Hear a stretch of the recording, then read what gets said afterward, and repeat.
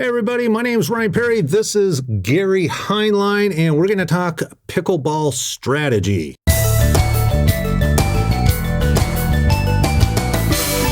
All right, fabulous. And you're a 4-0 player on Duper, correct? 4-0. All right, wonderful. So let's first talk about like the key difference between tennis, because there's a lot of people coming out of the tennis world. Right. What would be like the top 3 things people should know as far as from player style? Well, the biggest thing at tennis, 3 things that you're asking for. One is bending the knees.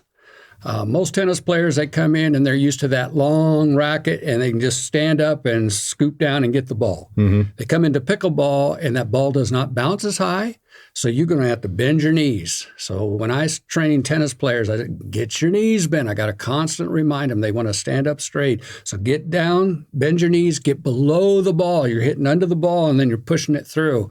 And so that's probably one of the biggest things. Second thing is the swing. Two parts of the swing. One is most tennis players take a big backswing in tennis. You don't have to do that in pickleball. I always say if this is right in front of you, it's 12 o'clock. You come back here to about 2 o'clock. That's all you need to do. That's about all the backswing you need, even if you're going to drive the ball clear to the end of the court, because the back end of the other side of the court, because of the reason it's a smaller court. And you're going to hit that ball and it's going to go sailing out. So that backswing doesn't need to be very far. Even when you're driving the ball, all you're going to do is you're going to use more body. You're going to put your legs and your body into it. Your whole torso is going to be into it along with your hands. So I see tennis players taking too big of a backswing. Right. And that backswing can also mess with ball placement because, like you said, it's a smaller court. Exactly. So I know for me, I found that placement, getting the ball placed on the court is much more important than power per se. Exactly. That's the key to it. Pickleball is all about ball placement. It's not about power. Yeah. I mean, there'll be some power shots, but if you don't control them, it's going to just go sailing out of bounds or sailing into the net.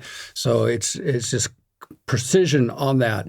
Biggest thing on precision of pickleball is, anybody can play. They always say pickleball is a easy game to play, but a hard game to master because there's so much strategy to it. But the difference between a person starting out, they're just hitting the ball back and forth and having fun. And that is great. And that's what families love. That's what people love. And anybody can get into pickleball. But now if you really want to advance to, a 4 or 5-0 player or even into a pro, there's things, the strategy of the game.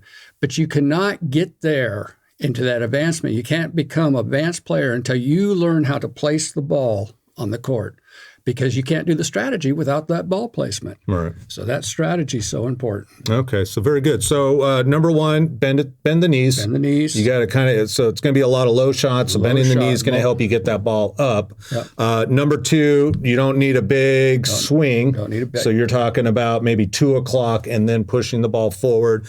And then number 3 is really the strategy. Well, even before that, the third thing is the swing. In tennis, you're coming way out here. It's way out here. Pickleball's compact in here. There's kind of, I call it a hybrid between tennis and racquetball, which I came out of, which is all wrist and slapping. And I use too much wrist, okay? Where tennis players use more of a stiff wrist. Pickleball has to have that stiff wrist, but using your arm. You want to use your arm in here close. I'm sitting down, so I can't demonstrate it, but it's like a pendulum swing with your arm extended. And that stiff wrist, what that does is that takes away the ball movement. Right. A lot of tennis players, when I start teaching them, they're used to swinging the whole body like this, where basically a pickleball swing is linear. It's straight ahead. Right. You're pushing that ball ahead, and wherever that paddle is facing, grab my paddle here, wherever it's facing, if I wanted to go straight ahead, it needs to be facing. If I wanted to go over this way, it needs to be facing that way. If I go over here, it's got to be facing that way. So basically, as you come through with that paddle, wherever it's facing is where the ball's going to go. If you're coming through like this and swinging through, your timing has to be perfect. And that's why I had out of racquetball, that's why I had to learn to not slap the wrist, put too much wrist, because as I come through, the timing has to be perfect. Right. And so by keeping that wrist straight or stiff like that and just coming through like this, then you're hitting the ball, contacting, you're pushing it where you want it to go. So that's the third thing out of tennis or even racquetball. Okay. Which leads to the ball placement. All right, Gary, I appreciate your time. So that's it for this episode of the training session sponsored by DT Footwear. If you have any questions or comments, feel free to leave those below. Thank you.